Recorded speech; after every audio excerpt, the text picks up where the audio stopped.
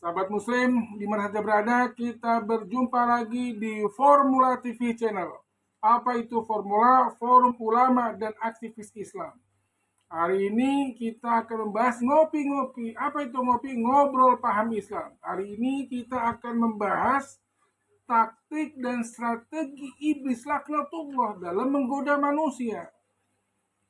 Taktik dan strategi iblis dalam menggoda manusia, terutama umat Islam, kaum muslimin, muslimat di mana saya berada, itu iblis membagi dua kelompok besar. Dibagi dua kelompok. Kelompok yang pertama adalah umat Islam yang imannya lemah. Umat Islam yang ilmu agamanya kurang, pengetahuannya kurang, orang Islam yang miskin, orang Islam yang sakit-sakitan, yang hidupnya berdesu, masa depan suram, tinggalnya di daerah kumis tebal, kumuh, miskin terkebelakang, dan hidupnya hanya sebagai pedagang, pengangguran dalam gang, atau mungkin kontraktor, rumah kontrak, kredit motor, atau sebagai pengacara, pengangguran tapi banyak acara. Umat Islam seperti inilah yang iblis mempengaruhi, mengajak orang Islam yang imannya lemah, ilmunya kurang, dan hartanya pun tidak ada. Inilah iblis mengajaknya untuk selalu terus-menerus berbuat dosa. Yang tidak ada iman, yang ilmunya kurang, yang juga dunianya tidak ada, iblis selalu mempengaruhinya dengan berbuat dosa. Ya kan? Yaitu di mana kalau ta'ala fil Qur'anil Karim, wa ma ubari'u nafsi inna nafsa la'ammaratun bisu'. Aku tidak terbebas dari kesalahan dan dosa. Wa ma ubari'u nafsi inna nafsa la'ammaratun bisu'. Tetapi nafsu selalu mengajak untuk berbuat berbuat jahat, berbuat dosa, berbuat maksiat. Itu kalau ilmu kita kurang, harta kita kurang, iman kita kurang, udah nggak bisa ngaji, udah nggak lulus sekolah, bahkan kita berbuat dosa, berbuat maksiat. Dan setiap melakukan perbuatan dosa, itu iblis selalu menghiasi bahwa perbuatan salah, dosa atau maksiat tersebut adalah sesuatu hal yang baik, yang bagus. Sebagaimana iblis mengatakan di dalam Al-Quran, yaitu qala sawalat lakum anfusakum amru, yaitu iblis menghiasi perbuatan dosa dan maksiat. Paling bagus iblis menggoda kita dengan kadang-kadang taat, kadang-kadang maksiat, kadang-kadang benar, kadang-kadang keblinger. Fa'alhamaha fujuraha wa taqwaha. Allah ilhamkan kepada kita manusia, kadang-kadang kita berbuat fujur, berbuat dosa, kadang-kadang kita berbuat maksiat. Sedang setelah kita berbuat dosa, berbuat maksiat, barulah kita menyesal.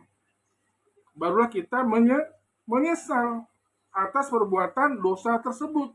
Wala uqsimu binafsil lawamah. Aku bersumpah atas perbuatan dosa, perbuatan hawa nafsu yang selalu menyesal setelah berbuat dosa, berbuat salah. Jadi kaum muslimin muslimat, taktik dan strategi iblis yaitu terbagi dua. Yaitu yang pertama, umat Islam yang imannya lemah, yang ilmunya kurang, yang hartanya kurang, iblis mengajak untuk selalu terus-menerus berbuat dosa. Kemudian yang kedua apa? Yang kedua itu adalah umat Islam, kaum muslimin yang imannya kuat, yang ekonominya kuat, yang dia punya harta, tata mahkota, dan bahkan jabatan, dan bahkan sehat walafiat. Jadi dari segi keilmuan dia udah ustadz, ulama, kiai, mungkin habaib. Dari segi ekonomi dia juga seorang saudagar, dia seorang kiai dan juga seorang pengusaha. Dan juga dia seorang kiai yang masih muda, sudah jadi pengusaha dan juga ilmunya subhanallah.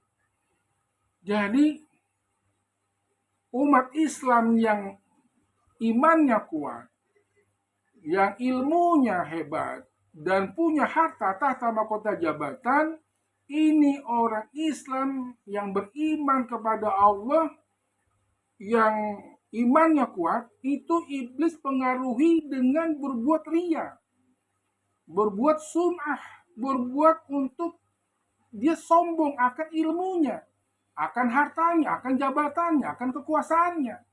Ya, umat Islam yang kuat ini adalah iblis menggodanya tidak untuk berbuat dosa, tapi justru iblis mengangkat-ngangkat untuk dianya itu menjadi sombong, subhanallah, dengan ilmunya, sombong dengan hartanya, sombong dengan kekuasaan, dengan jabatannya. A'udzubillahi minasyaitonirrajim. Karena iblis tidak bisa menggoda dia untuk berbuat dosa, karena dia seorang ulama, kiai, habaib. Makanya sekarang lagi ramai antara ulama, kiai, habaib, yaitu berbeda paham, beda pendapat, merasa paling hebat. A'udzubillahi minasyaitonirrajim. Bismillahirrahmanirrahim. Di mana dalam satu hadis qudsi, yaitu qala Rasulullah SAW, al-kibriya uridai. Kesombongan itu adalah pakaian kebesaran Allah. Wal azamatu izari, dan azama kebesaran itu adalah selendang Allah.